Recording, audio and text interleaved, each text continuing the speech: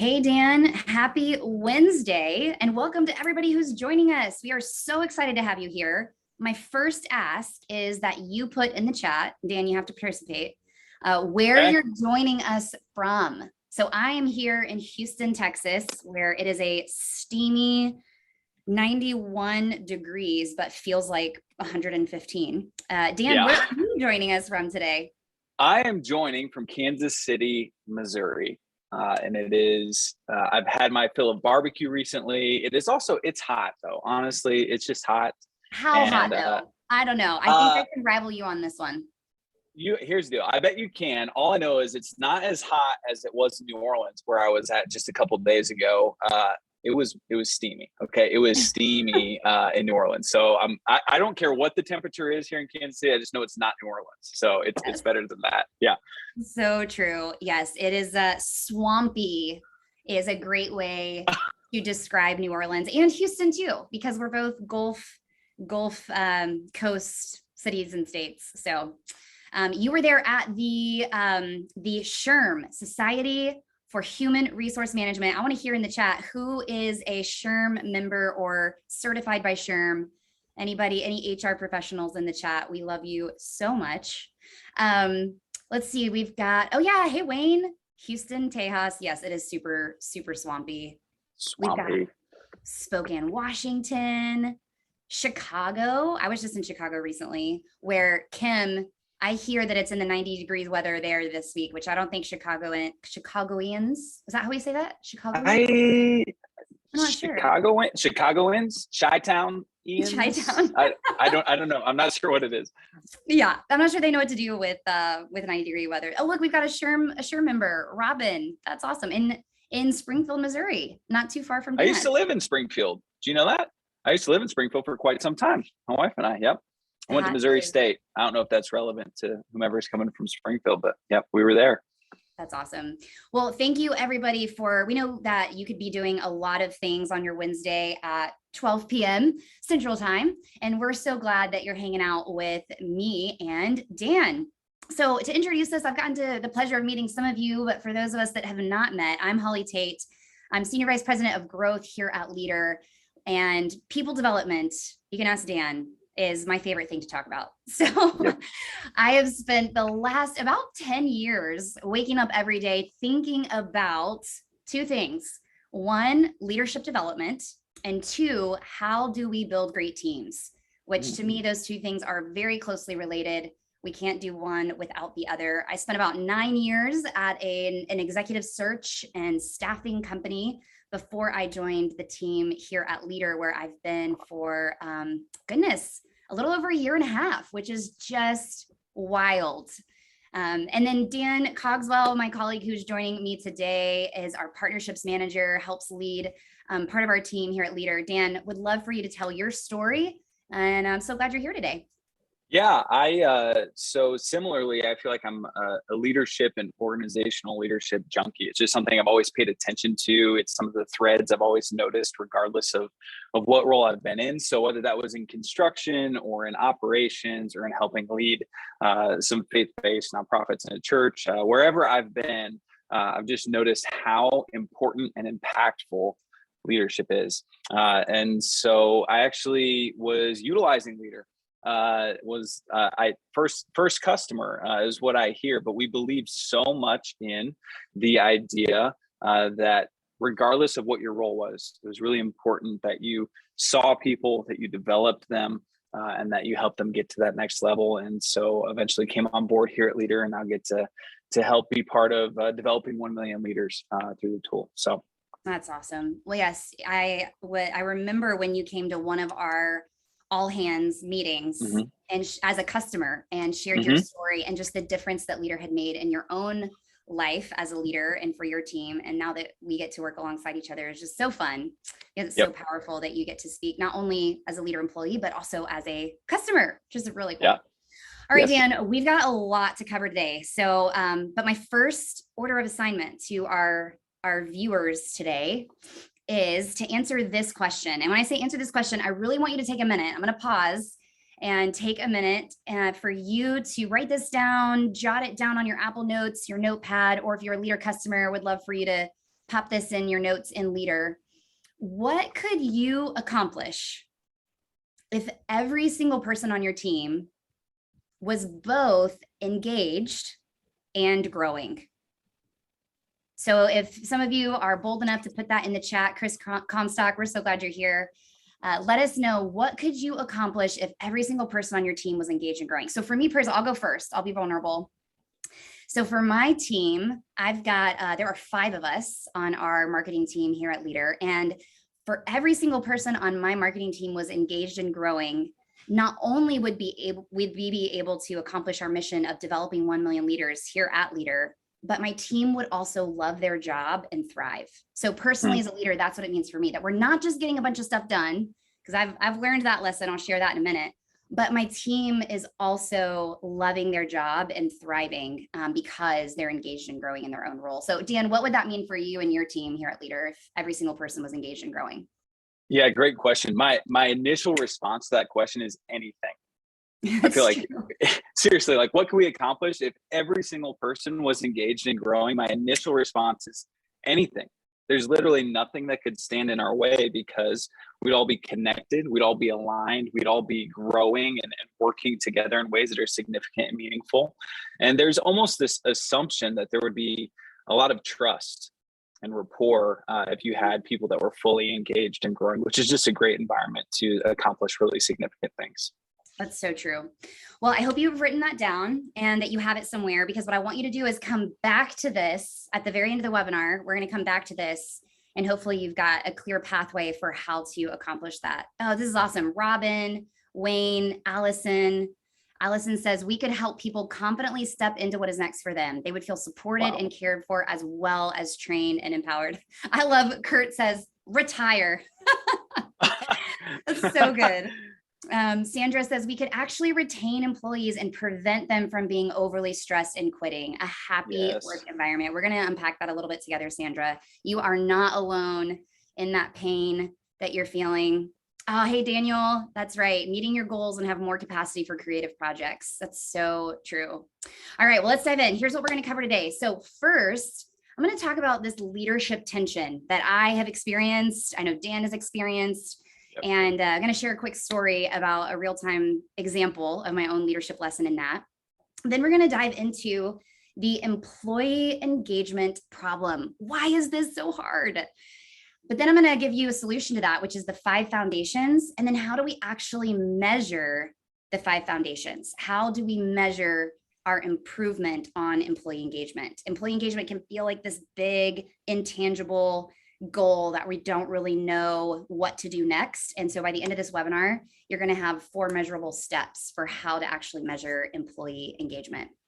All right, Dan. So this was a few years ago. I was working with one of the best team members I've ever had. I mean, we just had that synergy. You know, when you work with that person, you're like, I hope that I get to work with them forever, because we are just complement each other's strengths and weaknesses. We're rowing in the same direction, until about the last year or so that we were working together. We worked together for about 5 years, and it was this last year that there just seemed to be this tension. Every single one-on-one meeting, every interaction. And it turned out that she ended up moving on from her role. And so when I sat down to do her exit interview with her and really try to understand what happened, the feedback that she gave me, she said, Holly, you are so good at finding all of the ways that we can be better. It's your gift. You can poke holes in everything and find all the ways that we can improve. But what you need to work on is stopping and smelling the roses and celebrating the ways that we're winning, that are right in front of us, because we're accomplishing so much. And Dan, I will never forget that. I mean, that was probably about 5 years ago now. And that has changed the way that I lead, because what I realized was I naturally lean on getting the job done. I love getting the job done. Yeah. That's my comfort zone, making my to-do list, knocking things out, achieving goals. Where I really have to be intentional is to make sure that my team members understand that first and foremost, I care about them as a person and their development, how they're winning, and how I can help coach them to win.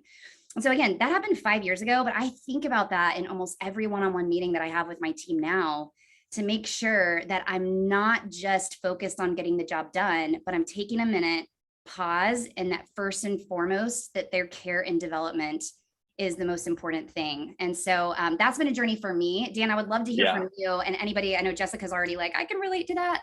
Anybody else Yeah. that wants to share in the chat of dealing with this tension as a leader? Yeah, I absolutely relate. My drift, if I had to pick one side of that tension, is definitely towards getting the job done. One of my dad's favorite sayings when I was growing up was, "If you need a hand, look at the end of your arm." So working hard and getting things done was just something that we grew up with. But I'm reminded as we're talking about this, sometimes even though that's the place I would land on that tension, I really do care about the people I work with. I want them to be successful. I want them to be engaged. I want them to be growing. But sometimes our intentions is what we measure ourselves by, and our behaviors is what others are measuring us by. And so even though my intent is to really care for and develop my team, what they're experiencing with the behaviors that are actually impacting them is one where they don't feel that, because what they feel from Dan is, where are you at? How are you doing? What's in your way? Let's get that done. I don't want excuses, some of those sorts of things. And that's not how I want them to feel at all. It's so true. And the reason why this is so important is because, again, our intentions are often different from what our team hears from us.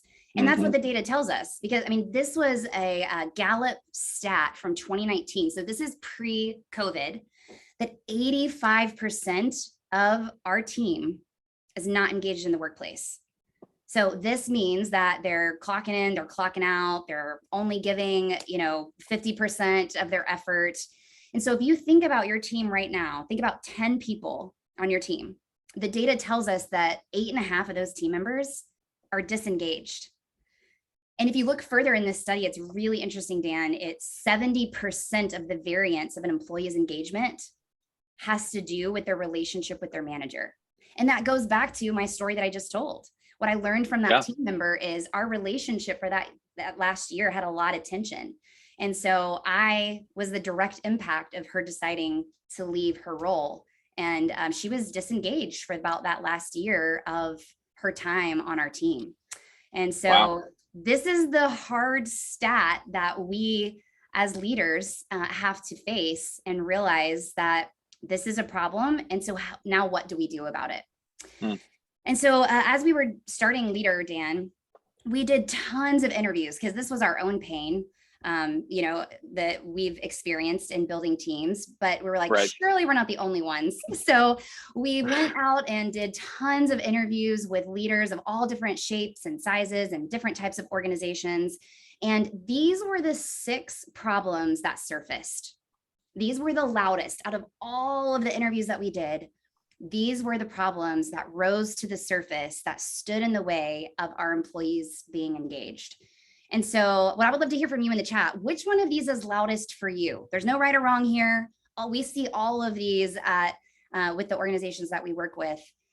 For me personally, it's always number 1. Again, like I said, I always lean on getting the job done. And so it's really easy for me to just react, getting that endorphin high from checking things off your list. Number 1 is definitely what I have to be careful of as a leader. What about you, Dan? Which one stands in the way the most for you? Yeah, 3 is often what I found. I felt like a lack of the framework of the structure that we needed, because I feel like once that's in place, then you can just run the play, right? Then you know what the structure is, what habits and rhythms are in place. But when there's nothing in place, or it's all disconnected or inconsistent, then it's really, really hard to have intentional conversations. It looks like in the chat, 1, there's a lot of ones. There's a lot of ones going on in the chat for sure, as well as 3, for sure. Yeah. And I think too, in my experience, what I see across the board is typically 1 through 4 really lead to 5 and 6. 5 and 6 are typically a symptom of 1 through 4 of being some of the root problems. Absolutely.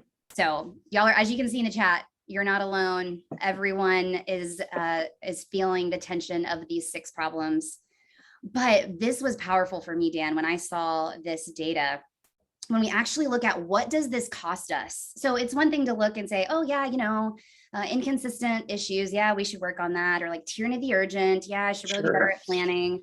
But what is the hard cost to our organizations when we don't prioritize fixing employee engagement?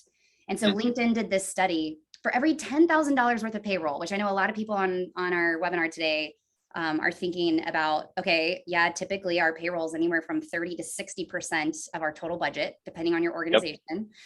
So for every $10,000 worth of payroll, LinkedIn says that it costs us $3,400, 34% of the total. That is a huge amount of our budget that is going towards disengaged employees, whether it's burnout, they're not present at work, they're not giving 100%, or they end up leaving.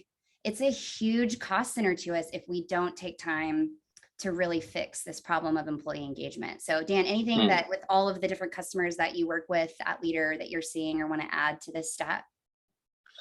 Yeah, I'm just reminded of, I don't remember who said it, but there's basically, you get to choose your pain. You get to choose the pain, which is the pain of discipline, which is, engaging in the habits that are going to get you to where you want, or the pain of regret, which is what happens when we don't engage in those habits and we don't get to what we want. But these stats they almost seem fake. Like they're just so, the stat of like 8.5 employees are disengaged, and then 34% of our payroll is being, it's going nowhere because it's actually due to disengaged employees that we're not seeing the benefit of that. Just seems super, super high. So nothing else to add, but it just seems unreal.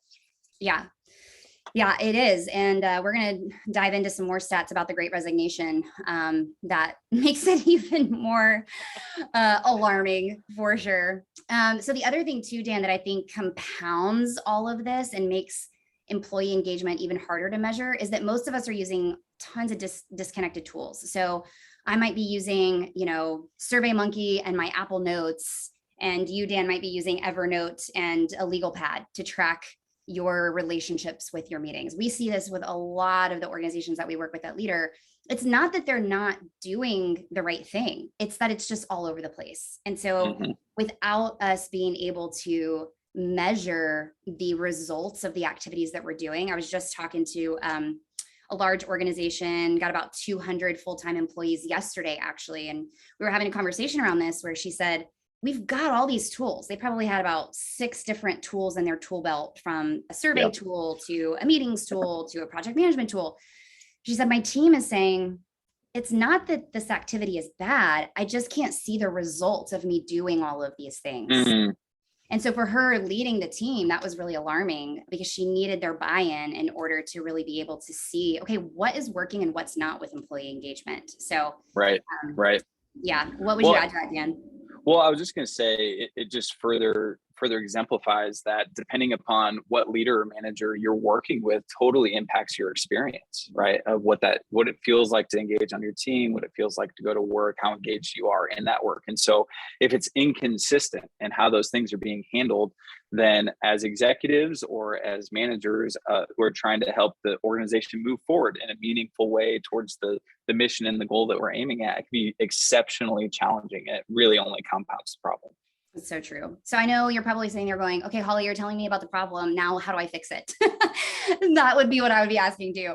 And so what we did when we were doing all of those interviews with hundreds of different organizational leaders, what we found was that there were 5 foundations that were present across all of the healthy teams that had higher employee engagement. And so we boiled all of that information down into these 5 foundations. And so the first is that every team member has a regular one-on-one meeting. And we like to see this happen at least bi-weekly. Gallup has information that tells us that if you have weekly one-on-ones, your employee engagement will be higher than other organizations in your industries. But we like to say at least every other week, have a one-on-one. The second foundation is that every team member understands their unique skills and strengths. Are they in a role where they can live out their unique skills and strengths and be recognized for that? Third, receiving frequent feedback from their manager. That doesn't mean that we only have one annual performance review. That means frequent, regular feedback. 4, clearly documented goals. I was just reading a stat this morning, Dan, that only 8% of people actually achieve the goals that they set. 8%. So we really want to Oh, make sure that we have clearly documented goals that we're tracking for every team member so that they can win. And then fifth, every employee has a personalized learning and development plan. And so these 5 foundations right here were what was the foundation for what we built Leadr 2 years ago. These 5 foundations really informed what our software is today. And it's been incredible in the last 2 years. We've got over 700 customers on the platform, and just the stories that we get to hear every single day of bringing our people development all into one place so that we can live out these 5 foundations is transformative into making sure that we're consistent with the 5 foundations. So Dan, I know this was powerful for you as a customer. How did bringing it all into one place help you guys? Yeah, it was tremendous. In particular, I think of a teammate of mine who we were starting her name. Well, we'll leave it out for keep it safe, I guess. But There you go. the whole idea, yeah, it was a game changer because we went from this place of she would show up to one-on-ones and it was like she was approaching like it was my meeting with her, where it was just waiting for me to tell her what to do. And instead, we flipped it on its head. And it became, hey, what if this was your meeting with me? And because we were leaning into what are her strengths, what are the goals that she's working on connected to her role for her personally, but also for the organization, we gave and received feedback frequently. We actually developed a personalized plan of learning and development for her. She now leads really significant pieces of the organization and is really kind of the hub at the center of the wheel, so to speak, and just has so much influence and has gained so much in leadership because we built a relationship on trust where she knew I was for her and I cared about her, but I also was going to challenge her. And it was just a game changer for that specific relationship and her trajectory. And I could tell you 20 more stories easily, but it was a game changer. That's awesome. Yeah. And I mean, we have a Slack channel here internally called What We're Hearing. And so every day, Dan and I and our whole team get to hear the amazing stories of how these 5 foundations have helped teams really get on the same page and start truly implementing people development in their organizations. But Dan, I have some bad news. Well, I thought we were past the bad news. I thought know. we were past the problem. One more piece Okay, of bad news. all right, fine. Bring it. Let's go. So what we've found and what we've heard from our customers is we can't just stop here because there's still a problem that we're facing, which is, okay, we've implemented these 5 foundations, but how do we know that it's working? And Val just put in the chat an incredible insight. She said, employees highly engaged and experienced before COVID are now less engaged. They're still dedicated, but life change has added more to their life and they can't do it all and give 100%. They are fatigued from all the reinvention of staff roles, loss of staff for same amount of responsibility in the organization. You are so true. You're so right, Val. We're seeing that. And the data tells us the same thing. So these are a couple of stats that I pulled specifically about the Great Resignation. So CNBC said that over half of American workers are planning to look for new jobs in 2022. So this was a stat that came out towards the beginning of this year. Over half. So that tells us that on our teams, over half of our team probably looked for a job at some point in 2022. And then this was really eye-opening when I found this study from Gallup that only 24% of employees believe that the organization they work for actually care about their well-being. This study was fascinating because what it showed was towards the beginning of COVID, there was actually a skyrocket in believing that their organizations cared for them. And then once the world started to open back up, it just went way down. And so to Val's point, I think there's a blend of fatigue and burnout like we saw on those 6 problems, but there's also, with the job market being so hot right now, there are more same number of resignations that there were during COVID, but it's for a different reason. During COVID, it was because of a lot of burnout or layoffs, because a lot of industries were suffering. Now it's because employees are actually getting job opportunities that are higher pay, provide flexibility. They feel like it fits better into their work-life balance that they're looking for. So it's really an employee's market right now. And so I'd love for you to share with us in the chat, what are you experiencing around the Great Resignation? I talked to an HR leader a couple of weeks ago that had done over 50 exit interviews within the last 6 months. And this Mm, was a team of, I think they were about 200 full-time employees. Um, wow. yes, I talked to another team. I think they were about 50 and they had done close to 20 exit interviews. So it's very real. I just want everybody to know, like, you're not alone. So many are Yeah, struggling with it. Share that we with heard us it. in the chat. Go ahead, Dan. Oh, I was just going to say, we heard it. We were at the SHRM conference, and I heard from so many people in so many different industries, not only, hey, how do we actually care for and develop our people, but the reason they were having a conversation around it is because they were like, we just can't, it seems like we can't keep our people. We get people and we can't keep them. So it didn't matter whether they were in manufacturing or in entertainment or in construction. It seemed like it didn't matter what industry or market they were in. It just seemed like there was this challenge and this general question around, okay, how do we actually engage and develop our team? We think that's something we probably should do, but they don't even stick around. It feels like we can't get the people we need, and those that we have are leaving. So what do we do? It's so true. There's some great comments from Molly, Robin, and Carlos in the chat. And so here's what I, as an executive here on our team at Leadr, the two things that keep me awake at night are, number one, what does our team lower down on the org chart, what are they thinking about or caring about that I'm not hearing? Like, what's going on that I'm not hearing? Because as an executive, I'm farther removed, and there's often several layers between our frontline team members and those of us on the executive team. And so that's one of the biggest pain points of, I want to hear about those things before someone resigns. And Right. so when we get that resignation letter or that, that Slack message that says, hey, do you have a minute today? And you're like, that gut punch where you're like, no, Yeah. I wish how can I know about that before it happens so that I can get ahead of it? The second thing that keeps me awake at night is, what do I do about it? So I know that something is wrong. Now, how can I cause change in our organization?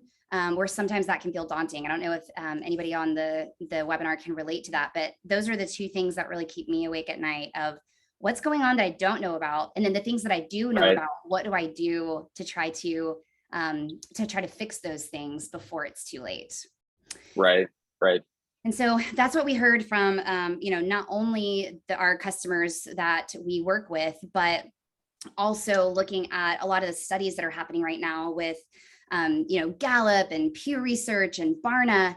And so we've spent the last year and a half studying this, going, okay, how can we actually measure the results of our 5 foundations? How can we actually draw a straight line back to the return on our investment of all of these activities that we're doing, from one-on-one meetings to setting clear goals to personalized learning and development plans?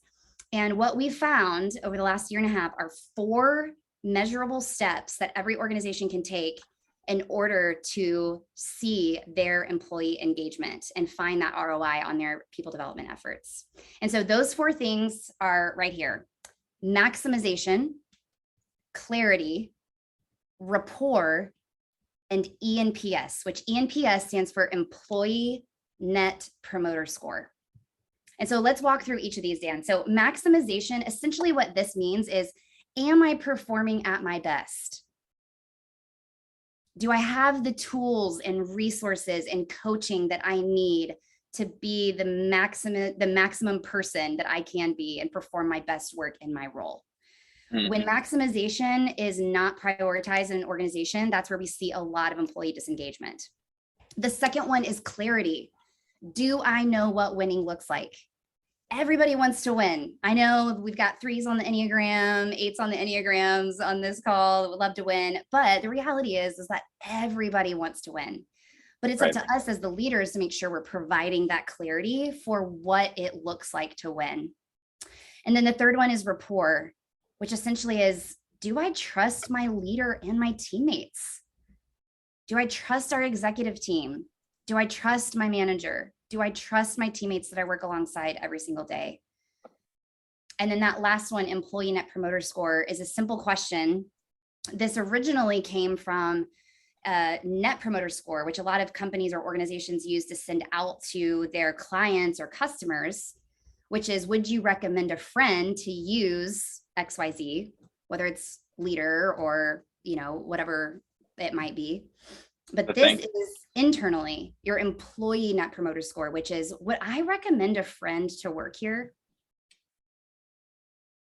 So those are the 4 measurable ways that we can see what is our employee engagement now. But the problem is we can't just look at one moment in time. So I told you, Dan, I was on an executive search and staffing firm team for about 9 years. And we saw this as a huge problem. We actually built a culture survey out of it because we just didn't see any good resources out there that were helping solve this employee engagement issue of measuring it to see really what the underlying issues were. And so we launched it. It was called the Culture Tool. It's an awesome resource, but a survey like that only tells us information at one moment in time. Right, the snapshot, right? It tells you in that moment, that single snapshot, that frame, what does it look like? Exactly. And so that one moment in time, especially with what we just talked about with the Great Resignation, is our team might look completely different 3 months from now.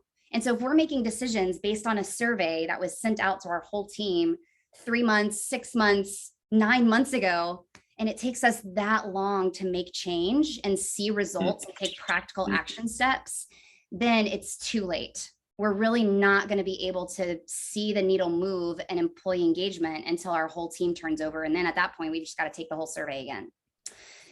So what we've done is we've created our own solution here at Leadr, which is called Leadr Insights. And what we do is we measure these 4 things: maximization, clarity, rapport, and employee net promoter score, to measure your employee engagement, track the trends over time. So we don't just look at one point in time, we're looking at it on a regular monthly basis, and then practical action steps for how to move forward. So I want to give you a sneak peek at what this looks like, Dan. So yeah, let's do it. Is measuring that employee engagement. So you're going to see here up on the right side, this is Leadr Insights. So this is inside your Leadr tool, where your leadership team and your Leadr admins will be able to actually see, okay, how are we ranking through clarity, maximization, rapport, and employee net promoter score. And we're even going to give you an overarching employee engagement score that is an average of clarity, maximization, and rapport. And so you'll have this executive dashboard where you can actually see not only how did we score a month ago, but how are we scoring this month? How are we scoring next month? And it is a regular, ongoing measurement of our employee engagement. But the second thing is, if we're just looking at an average, especially if we've got more than about 10 to 20 full-time employees, then we can't really see what's going on lower down in the org chart. And this is a pain point for me as an executive is, okay, I hear there's a problem, but we've got over 100 employees here at Leadr. So how do I know really where to press in and help coach our managers across our organization? And so with Leadr Insights, we'll actually be able to dig in and see, how are our managers tracking? So for example, here, Sarah, how are her direct reports measuring their employee net promoter score? How likely are they to recommend a friend to work at Leadr or to work at your organization? And so we're able to track those trends over time at a full organizational level, but then also by department. But just having the information doesn't do much good. We got to know what to do about it. And so we're going to give practical action steps for how to improve. And so what you're seeing here is, we're going to say, we've got technology on the back end that looks at your score and then says, hey, Dan, rapport is a problem on your team. It looks like your team might not be feeling valued. So why don't you add a topic to your next one-on-one where you can ask a question about how your employees feel valued. And then you can click over and go into your meetings. And so I am personally, as you can tell, so passionate about this, because for the first time, we're going to be able to draw a direct line back to, how are our inputs, how are our leading indicators impacting our outputs? And so then we'll be able to say, oh man, we're doing great at one-on-one meetings, or, oh my goodness, only 75% of our team. I don't know if you saw that, Dan, but over here on the executive dashboard, it will be able to show you there at the bottom under people metrics, how many of your team is having regular one-on-one meetings. That's fantastic. How many of them have clear goals? And so at the executive level, I can go in and say, oh my goodness, 25% of our team is not having regular one-on-ones. And Gallup tells us that employee engagement is directly influenced by consistent one-on-ones. So this is going to be a game changer for not only us internally. We sent out our survey and going to see the results from our team, but also for every single customer. So Dan, I know this is something that you've been excited about for a while. I would love to hear how you think this is going to help our customers win with employee engagement. Yeah, absolutely. First, I'll mention, as someone who leads others, it's like, oh, you're going to measure how that's going. There's a bit of me that's excited about that. There's a bit of me that's like, what are they going to say? But that's most encouraging is it's not just how are they feeling? Like that's going to lead to conversation, but it then actually gives us like practical action steps on how to improve that. Okay. You've removed the trepidation and the fear because I know that I don't have it all figured out. So if I can get insights into what's actually happening, how my team is actually feeling, and then get recommendations and action steps on what to do about it. Awesome. Incredible. Thank you so much. I personally am excited about this for a few reasons. One, I think about in previous places or even now where I have younger leaders who maybe they've been a really successful like individual contributor, but now they're stepping into a role of leadership. And so helping them learn how to lead and manage and coach is an entirely different skill set than it is to contribute on the individual level. And so having something that can help them and me look at, hey, how are we doing? How are we engaging our team? Is it going well or not? And then what can we do to actually improve that is going to be huge. And that's a pain point I hear all the time from leaders is we have new managers or new leaders who are stepping into new roles. And quite frankly, they just don't have the experience or they haven't been given the time that they need to develop in a great way. And so if we can provide a tool that then gives them practical action steps to improve, incredible. So that's one of the reasons. So good. We're all so excited about it. We've got awesome questions coming in the chat. Keep them coming. I am going to I'm going to come back to these. But keep the questions pouring in. So if you are a current Leadr customer, we're going to give you 30 days of insights for free. We're going to send an email right after this webinar. Well, you will get to click and get access to insights for free for 30 days. So you can see the power of it. And if you're not yet a customer, we've got a June promo going on with our launch of insights. So you're also going to get an email after this where you can schedule a demo to learn more about all that Leadr has to offer, including insights. And we've got an incredible offer going on if you sign up this month in June. So you don't want to miss out. We'll be sending out that email, or you can reach out to our team in the meantime. And so with that, I want to transition into Q&A. So I'm going to start with some of the questions that we've had going in. I'm going to stop sharing my screen here so we can see our faces. Let me pull up our chat and our Q&A here because I've got them in different places. Okay, perfect. Well, actually, all of a sudden my chat feature has disappeared on me. So Dan, can you read me in the chat? What are some of the questions we have about insights that I can answer? Yeah, of course. So some of the questions are around, Somali was asking, like, how do we gather the engagement data? Do staff members, do they get a form to be sent out? How do we collect that data? How do we collect that information? Yes, the answer is it is no work on your part, which we're really excited about. So previously, one of the pain points we were trying to solve was, using SurveyMonkey or one of those survey tools to have to input all these questions, send it out, and then analyze the data. So inside of the Leadr tool, they will actually there's an insights tab, and it will auto populate every month questions regarding those 4 measurable ways: clarity, rapport, maximization, and employee net promoter score. And so it is, there's even some customization if you want to pick which questions, but Leadr will also auto populate those so that you don't have to do any work on that end. Fantastic. Yeah, that's super easy. So very, very helpful. Here's another one from Jillian, who asked it in the chat and in Q&A. So gold star Jillian for being super thorough. Yes. But it's, is the executive the only one that can access Leadr insights? No, so there are different tier levels. So it is not open to the entire team.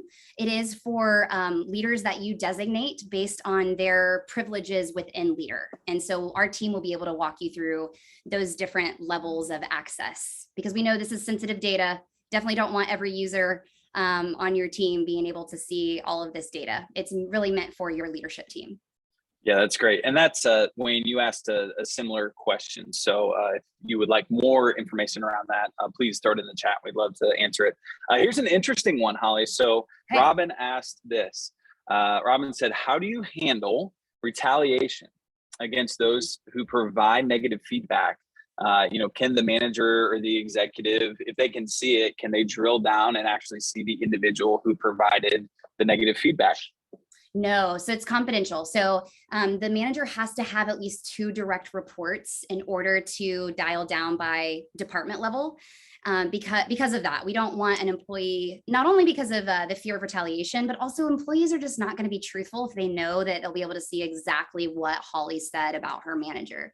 And so you'll get to see, okay, what did Holly's direct reports say, but I can't see exactly what Carissa said or Kristen said on my team. So there is that confidentiality there. Yes. Let's see. We have some additional questions. So Tim, this one's connected, but you might be able to provide some additional clarity, Holly. Okay. It says, will insights provide individual details or strictly summary company data? Will I be able to address employee-specific anomalies? So we talked about the confidentiality piece, but how detailed or summary can we get with the data? Yeah, so you'll be able to dial down by departments based on as long as that person has at least 2 direct reports because of that confidentiality that we want to maintain. One of those 4 ways we talked about is rapport. And so if our employees don't feel safe, there's a term in when we're talking about cultures, building a healthy workplace, we want to create psychological safety where employees feel like it's safe for them to give their opinion and their beliefs and share those things. And so that's why they have to have at least 2 direct reports in order for us to dial down and see what that manager's results are. So yeah, similar answer to the last question. You'll be able to dial down by departments or manager as long as they've got at least 2 direct reports. Okay, so connected again to that is, will HR or the system administrator see everything? So like maybe can we talk a little bit more about those different access levels? Yeah, so again, it depends on the organization. So just like how our regular Leadr tool has different layers of if you are the HR director and you have full access to Leadr, you will be able to have full access to everything you can see in Leadr Insights. But as the admin, you'll be able to control what parts of your team get to see what. And so all of our customers have different organizational structures and org charts. And so we can work with you on that to dial in the privileges of who gets to see what. Okay, Benson, I see your question. So we'll ask that here in a moment, because I think this could be a longer answer. And I'd also just be curious, well, how about this? Let's ask it now. We're just going for it. We're going to ask it now.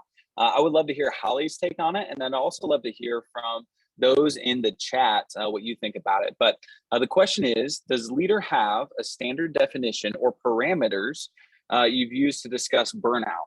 So it's a term that's used a lot, but it seems more complex than just exhausted or overworked. So any other thoughts on that? And then do we have any resources that we might suggest, Holly? And again, I'd love to hear any thoughts in the chat connected to the idea of burnout. What does it actually mean? Yes, so it definitely is what feels like a buzzword right now. There's a couple of resources that I would recommend. So there's a book called At Your Best, and it's by Carey Nieuwhof. And he kind of shares his own story about burnout and defines it a bit and talks about how from a leadership perspective, but then also from leading yourself, how you can do your best work. So highly recommend you reading that book. I know it has been really helpful to many folks that have struggled with this. I think it came out about a year-ish ago, maybe 9 months ago. So very topical and relevant. The hard thing, Benson, is it's defined in different ways. And I think that for different people, their relationship with burnout looks very different. And so But some of the things that Carrie talks about, he actually has a list of like a checklist of how you know you're burnout. So it's things like the things that used to give you joy sound exhausting to you, like things like hobbies, or even I know a lot of us through COVID who used to be extroverts are like now like, I feel like I'm an introvert. And a lot of that might be because we're burnt out, because we don't have the emotional capacity that we had pre-COVID because of all that we've been through, or whatever that might be. So that's a great resource. He's got a burnout checklist you can look at. The other resource is an article that Adam Grant wrote. Love Adam Grant. I believe it was in the New York Times, I think. I'll have to look at it. Maybe you can Google it, Dan. I'm working on it. It was this concept of, he said, what you're feeling is languishing. And he unpacked this word that we don't use a lot. And it's around this concept of languishing. And so I think a lot of people are using the word burnout to describe what he describes as something a bit different. So highly recommend that as well. And these would be great conversations for you to put in your one-on-one with your teammates. How do you define burnouts? How are you, feeling right now? And making sure that you're intentionally asking those questions, because the reality is it doesn't really matter how we define it. What matters is how that employee feels. And so being able to ask those intentional questions so you can try to help coach and get ahead of it, make sure they're taking their PTO and really caring for themselves. So that was a sermon, not a short answer, but it's clearly a topic I'm passionate about. So hopefully that was helpful. There you go. Okay, back to insights. Okay, so reshift. Okay. Yeah, different one. We're putting on back in. What? I do want to say, I love that Vincent asked that question. And so like yes, insights questions are invited, and we're so excited about insights, but anything that we've talked about today, it goes back to measuring people development or leading your team well is on the table. So throw those questions in there. We're here to help. Of course, always. So the question is it's from Wayne. It's how customizable is the frequency? So, we noted once a month, like how controllable, how customizable that? Does it ask everybody? Do you ask a certain group? Talk to us a little bit about those pieces. Yeah, totally. So it is once a month. That's what, based on our research and what we found, that is the cadence that you should be doing. Any more than that is like, oh, why are they asking me all these questions, right? Any longer than that, it doesn't help us track trends over time. And so, or it's too long of time. But you are able to customize some of the questions. We've got ones that will auto load based on those 4, because we want to make sure that we are measuring clarity, maximization, rapport, and employee net promoter score. But you can also add or customize specific questions if you'd like. And I think that answered his question. Yeah, that's great. In the chat, so Stephen just asked, do you have an online resource where we can look more extensively at what Insights offers? So sounds good. Curious about it. Can we take a look at what it actually offers and what it looks like a little bit more in depth? Yes. So we have a video, and actually Anna on my team is listening, and I would love for her to post in the chat. We have a landing page that you can go to that has a little video, and then you can fill out a form to learn more about Insights. And so you can fill that out, and then our team would love to connect with you, share a little bit more about Insights. And so hopefully Anna will be able to. There you go. If not, maybe we can do it. We'll definitely send a follow-up email. It'll be, for sure. Yeah, we can do that. Hey, how about that, Anna? Classic. Anna just delivering, just making it happen. So yeah, she just makes it happen. What else? Are there any other questions related to Insights that you all have? Anything that's just top of mind, something that's connected to how you're leading your team, some of the challenges that you're facing that we might be able to spend a little time on? Yeah. One of the questions that I get a lot, Dan, is, how do we help equip our mid-level managers? That's a question at the executive level. A lot of times we have we promote our top performers, which is awesome, but they might not have ever led anybody before. And the reality is that we've all been there. We've all become a manager. If we're a manager, we've all been at a point where it's our first time to be a manager.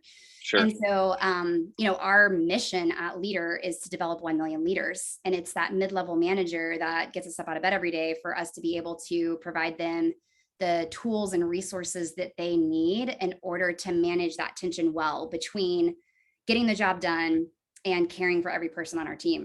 And so insights will really help you be able to look across the board at your organization and see where do we have some gaps.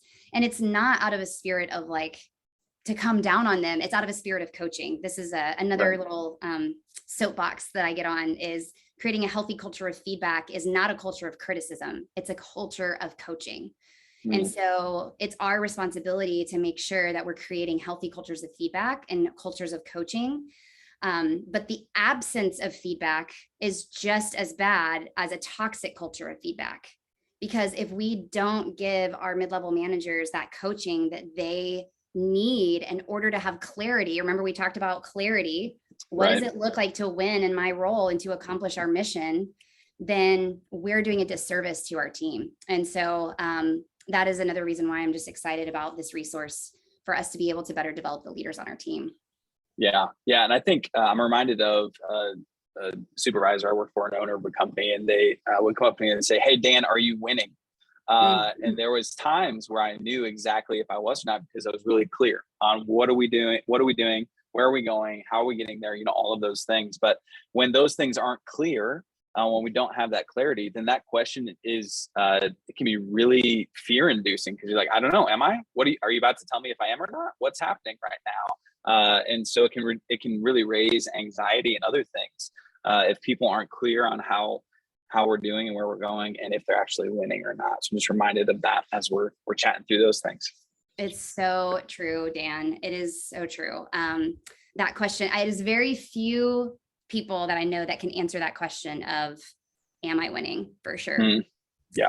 So another question that we just got from Jessica is switching the perspective of one-on-one meetings. You're meeting with me, not my meeting with you. Any other best practices for effective one-on-ones? Yeah, this is a game changer. So what Jessica is alluding to here, just something that we talk about a lot here at Leadr, is a lot of the pushback sometimes when I'm talking to leaders about one-on-one meetings is that you should have one with your every direct report at least bi-weekly. And they're like, well, I don't have time for that. Because in their mind, they're thinking that this is their meeting, that they've got to spend 30 minutes or an hour preparing for every meeting. But we've got to shift that, turn it on its head, and communicate to our team members, this is your time. This is your time. This is our meeting. It's a both and. But to really empower that employee to own their own growth and development, to come to you with the things that they need from you in that weekly one-on-one, regardless of whether it's, hey, here's a challenge that I'm facing in leading my team, to, hey, here's where I'm stuck on a project. Whatever that might be, that's the beauty of that collaborative one-on-one meeting, is that both the manager and the direct report are able to collaborate on that agenda. So it's not a directive, a top-down hierarchical structure.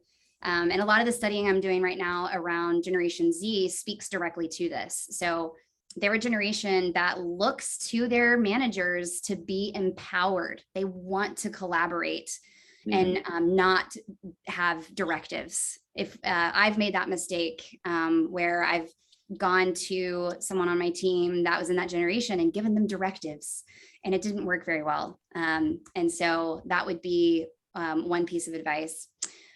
Jessica, I'll have hear your opinion, Dan, because I know you're passionate about one-on-one meetings. But the way that I like to think about one-on-ones is a third, a third, a third. So a third, I like to focus first on care, and then a third development, and then a third performance. And so I've got a recurring agenda item in every one-on-one with my direct reports that's customized to that person, that just provides space for me to really ask them how they're doing. And sometimes we spend 20 minutes on that one question, and sometimes we spend 3 minutes. It really depends on what they need that week.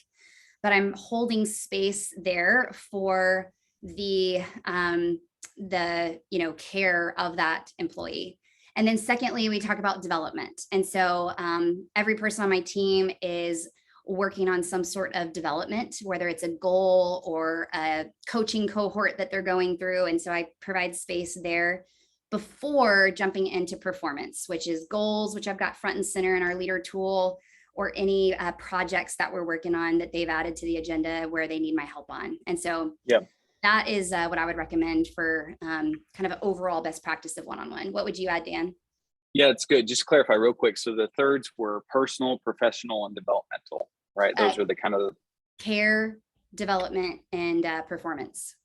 So yeah, other ways to say the same thing. Yes, exactly. So care, development, and performance, however you want to split it. But I think the idea is in one-on-ones, you're engaging who someone's becoming and what they're doing. So the whole, you're engaging the entire person, you're caring about them personally and challenging them directly. Radical Candor, if you haven't read that book, it's a fantastic book, but it's there. Best practices for effective one-on-ones. There's so many things inside of it that I would say and echo as well, but I think the idea of, well, I don't have time for it. When you switch and empower and give the person who's showing up to the one-on-one the idea that it's their goal, their journey, and you're coming alongside them to help them, then what happens is you actually multiply your time. Because instead of them showing up to you looking for you to provide answers, solutions, etc., what's happening is you actually engage with them. So practically, here's how I would often run one-on-ones. So I do like RPMs, which is, these are all things that have been done with me. But the idea is I'm checking the relational, physical, mental, social, like all the different pieces of who you are, and I'm seeing how your engine's revving. Are we redlining because we're maxed out on everything, or are we running at a sustainable pace? So we spend some time on that. And then here's four questions that I found really helpful as I've been led and as I've led others. And they are, where are you winning? Mm-hmm. What are your challenges? What are you doing about them? And how can I help? So where are you winning? What are your challenges? What are you doing about them? And how can I help? So good. That's gold. That's good, Dan. Well, we're going to wrap it up with a last question from Tim. Shout out to Daniel in the chat, who is taking notes and helping us all keep track of all of the gold that you're throwing down, Dan. Okay, so Tim is asking, let's see, this is a great question, Tim. I'm trying to comprehend it here. If survey reporting indicates, say, a 10 to 20% need for improvement in a particular area, how do you suggest improving in that area, given that it isn't a majority of your organization struggling? So yeah, we agree. That's exactly why we created Insights, because the overarching employee engagement surveys that are out there only give you a look at what your average is across the organization. And so with Insights, you're able to dial in by manager and department. And so you're able to go, looks like rapport is lower overall. Let's dig in on that one. And then you might go, oh man, it's actually Holly over here on the marketing team where we're seeing some issues. And so again, it's not to reprimand or criticize, but to sit down and say, hey, let's check this out. Let's look at this. Let's really hear and listen from our team. How can we better build rapport? And that might not need to be a conversation that you have with every manager. If you can see the data that tells you that it's really Holly's team that's struggling the most with that, so you can coach. That's kind of weird. I'm talking about myself in third. Yeah, I don't know. It's fine. I just started it, and then I'm just going. I think we did it. No, it's fine. It's good. Yeah. But to really Dan thinks it's a good idea. So yeah. So good. All right, everybody. Well, thank you so much for joining us today and nerding out with us about people development and how we can measure the ROI on those things. And so again, want to remind you of our 5 foundations, and then those 4 measurable ways to track the ROI of your people development efforts, which were clarity, maximization, rapport, and employee net promoter score. And our team is so excited to be able to talk with you more about Leadr Insights, whether you're a current Leadr customer or you just heard of Leadr today. Happy to jump on Zoom and talk with you more about it. Have a great day, everybody. See you guys.